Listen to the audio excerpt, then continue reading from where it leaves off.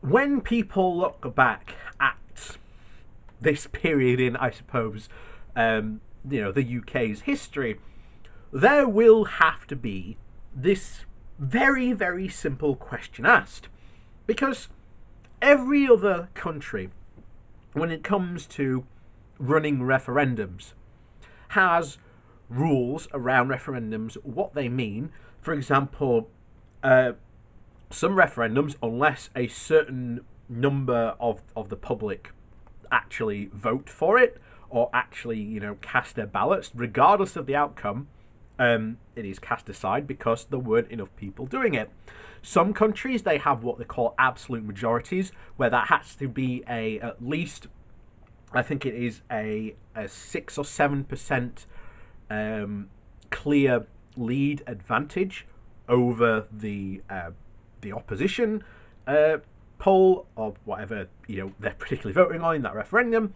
And you have other countries who don't just have one referendum on the subject. They very often will have at least 2 or 3 because people will change their minds. We live in most democracies around the world are what we call representative democracies. We elect people to make decisions for us, and as a result, giving people options to vote in this referendum very isn't often a smart idea because, well, we've talked about it lots of times before on this channel, and been very clearly referenced in the lovely comments below many of my videos on this subject. Lots of people just really didn't know what they were voting for, had no idea what Brexit is, how important the European Union was, and why we even join it and are in it in the first place. So, it comes to no surprise that we've seen, especially over these past really couple of years, enthusiasm for Brexit on the wane. And this isn't just people are just fed up. It's because a lot of people have started to realise, actually, that's going to affect our plans. Now, a lot of this, not surprisingly, has actually come from a lot of people who wanted to retire to Spain, which, being in the EU, did allow them to do that. It was, a time-honoured British middle-class tradition. Oh, excellent, I've reached retirement age, so now I'm going to move to Spain and enjoy my golden years in the sun. However, a lot of people are very quickly finding out, can't do that anymore. And so, as with many other things, they're starting to realise, hold on, this isn't what I voted for. And as I said, back there soon, one day, mark my words, we will get that headline, this isn't the Brexit we voted for. I'm just waiting on it. Mark my words. But this comes from the Yorkshire Bylines. So, the North's enthusiasm for Brexit is on the wane.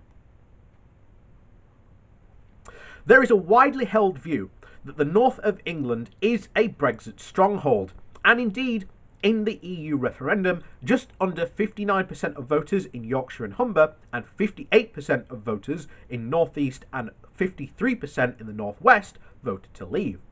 The continuing enthusiasm for Brexit in the northern, quote, Red Wall constituencies was targeted by the Conservatives in the 2019 election, and it helped them to win their majority. However, it now appears that the support for Brexit in the north of England is starting to fade. A YouGov poll revealed on the 24th of September 2020 for supporting of the Leave is declining across the country, but remarkably so in the north. Some 49% of Northerners now think it was wrong to leave, while just 38% continue to think that it was right, a lower level of continued confidence in Brexit than it seems in the Midlands and the south of England just outside of London. And given the majority of people in the north, 63% also feel that the government's handling of Brexit is bad. The stronghold is showing some signs of significant stress. And there are many reasons why the reality of Brexit may have caused voters to change their minds, but also It is also not the case that the north of England was ever an entirely pro-Brexit anyway, as Richard Sadler from the campaign group North Yorkshire for Europe explains. The London-based media tend to use a broad brush for the whole of northern England, saying that we are all pro-Brexit, when parts of the north are very strongly pro-EU. Leeds, Harrogate and York all voted to stay in. Key sectors of North Yorkshire's economy are farming, tourism and hospitality. Places like Harrogate are heavily reliant on EU labour. An estimated 70 to 75% of staff in many of the restaurants and hotels are from the EU. And the north of England has benefited from EU membership in terms of investment in the region, as well as free money to staff key businesses and the economic benefits of being in the single market and the customs union. Although the UK has been a net contributor to the EU, and this has also been the case for Yorkshire and Humber region, thanks to the EU regional development programmes, the area's infrastructure has been improved through dedicated funding. For example, those programmes that have funded major building projects, a science park at York University, for instance, a regional broadband rollout investment that has supported businesses in the area and led to job creation.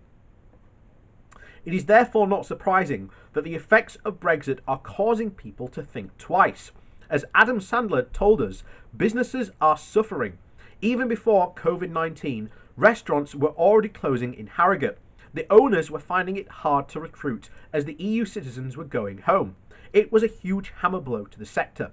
He also feels that given the effect of the pandemic on the country's finances, it is very unlikely that the UK central government will be able to get anywhere near replacing the level of regional income previously dedicated to the North by the EU. We've talked about this before. One of the things that a lot of people are not expecting is how little money we are end up going to get it from these, people. And take it this way. The Tories are notorious for when they've got an MP in a seat, it gets a lot of funding, especially if it's a safe seat. What have these new, quote, red wall seats got?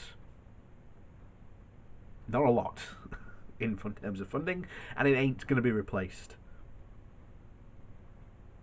So, providing some possible hope for local economies are the plans for the devolved governments in the north, along with the announcement for plans of West Yorkshire to have an elected mayor.